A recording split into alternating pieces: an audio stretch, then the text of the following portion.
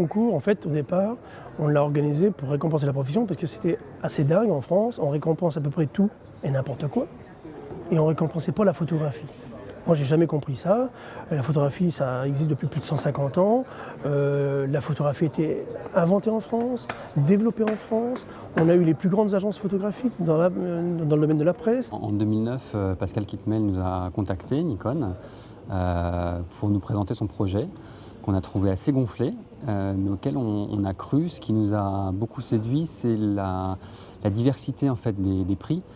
Plutôt que de s'orienter sur une catégorie, un type de catégorie, il avait la volonté, c'était vraiment très net dans sa demande, d'essayer de couvrir l'ensemble de la photographie. Bien sûr, on bénéficie du soutien de Nikon, parce que sans Nikon, c'est pas de la flagornerie, hein. Ce concours n'existerait pas, quoi. Quand je suis allé les voir au départ, ils m'ont suivi, ils continuent à me suivre, donc moi c'est formidable. Et puis pour les professionnels, depuis quelques années, ils sont vraiment derrière les professionnels. Alors ça tombe bien, moi je travaille depuis 25 ans en Nikon, donc je suis plutôt content. Ça me fait d'autant plus plaisir de parler d'une marque qu'on connaît bien aussi. Et donc ils offrent quand même tous les ans 10 000 € de matériel Nikon aux lauréats de la photographie de l'année. En fait, il y a deux dotations. Il y a une dotation jeune talent, où Nikon offre une formation à la Nikon School, l'espace de formation Nikon.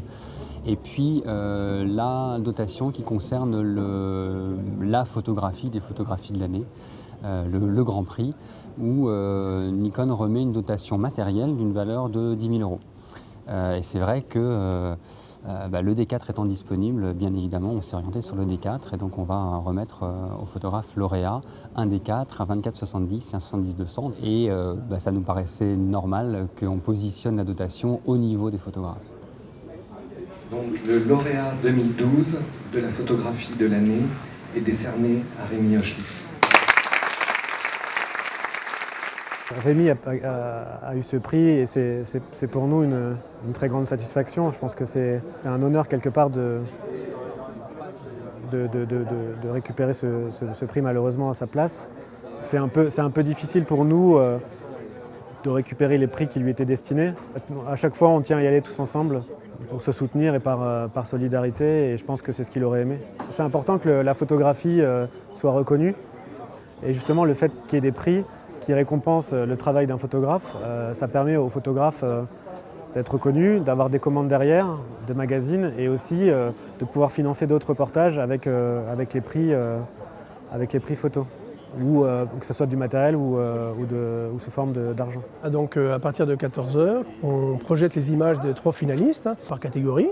Donc on passe les photos, et là il y a un des partenaires ou quelqu'un de la profession qui vient remettre le trophée, et en même temps il y a d'autres personnes qui travaillent avec moi qui vont installer l'exposition. C'est-à-dire qu'au fur et à mesure qu'on va connaître les lauréats de chaque catégorie, il y a l'exposition qui va se monter petit à petit. Donc une photo, 2 photos, 3 photos, etc. jusqu'à 15 photos. Et cette exposition-là de 15 photographies qui va circuler, qui va aller dans les festivals, qui va aller au salon de la photo, etc. Alors donc le livre des photographies de l'année qui tous les ans sort, donc il sort également à l'issue de la projection des images. Le livre, les cartes postales, tout sort en même temps aujourd'hui en fait. On est vraiment dans la photographie professionnelle aujourd'hui.